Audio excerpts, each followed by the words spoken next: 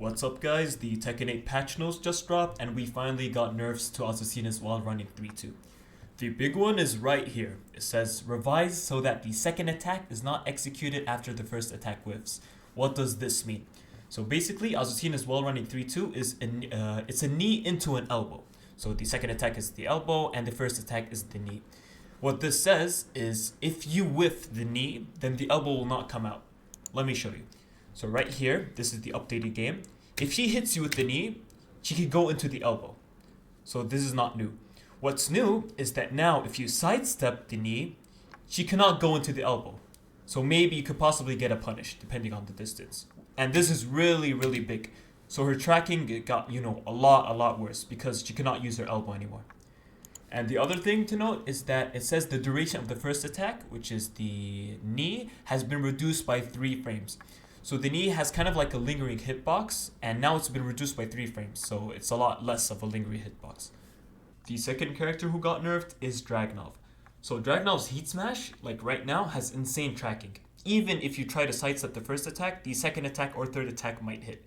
But right now, it says adjusted the tracking performance of the move so that the second attack is less likely to connect when the first attack is evaded.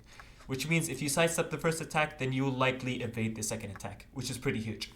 The bigger nerf, in my opinion, is the upward 1+2 grab. The one where he turns you around and you're on your back and he gets insane Oki. It says here that they increased the recovery time for Dragunov after successfully connecting with a throw. This means they worsened his Oki, so maybe he won't get a back 4 into 3, I'm not sure. But let me show you how insane his Oki is right now. As of right now, most Dragunov players go for back 4-3 after the grab.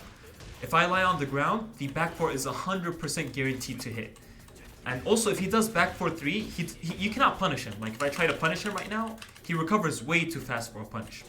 One other thing is if you stand up normally after this grab, he just hits you, goes into heat, and does all of his shenanigans. What I hope they would do with this throw is just change the Oki situation. So instead of doing back 4-3 and having low risk and insanely high reward, make it more of a mix-up situation. So if I get hit by the throw, is he going to do a low or is he going to do a mid? I think that's fair balance. Jun's infamous Heat Smash has been slightly nerfed. It says here, the issue where health was recovering when both the first and second hits whiffed has been corrected.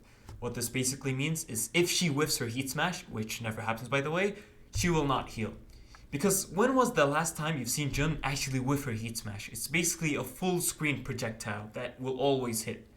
It also says here that health recovery intended to only occur on hit or block. In my opinion, if I block the Heat Smash, the Jun player shouldn't be rewarded with health. Only on hit. That's, just my opinion. Finally, it also says that adjustments for the tracking of the second hit will be made in the next update. I hope that they, nerf the tracking, so if I block maybe the first hit, I can sidestep the second hit and maybe get a launch punish. Lars has gotten a pretty small buff. It says right here, during Dynamic Entry 3, they increased the opponent's recovery time when blocked by 2 frames. What this basically means is right now, Lars' Dynamic Entry 3 is +3 on block. After the patch goes live, it will be +5 on block. The reason why they did this is because right now, if I do this and my opponent rage arts, he beats every single move. Like even if I try to backdash to dodge it, he will still hit me. But if he is +5 after the patch, then I'm assuming he can go back and dodge the rage art. So it's kind of a small buff. Another character that got some changes is Reina. During her health sweep, they adjusted the tracking ability of the move to address cases where the second hit displayed unnatural tracking when the first hit missed. What this means is sometimes when you sidestep the health sweep itself, the second hit, the uppercut, just tracks 180 for no reason. So they fixed this. The other thing is Reina's grabs. For some reason, I think they're pretty buggy and glitchy, kind of like Victor's, because if you throw escape them, she was plus a lot for no reason. So they changed the recovery frames after a successful throw escape, and they made it, to standard settings. So they reduced, these throws by 3 frames and these throws by 6 frames. So you'll have a lot more frames to work with after a throw escape. The biggest buff in this patch is given to Zafina. It says right here, the amount of damage inflicted to oneself when using Azazel's power has been reduced. So basically, if you don't know Zafina, she uses HP whenever she uses these moves, kind of like Jun.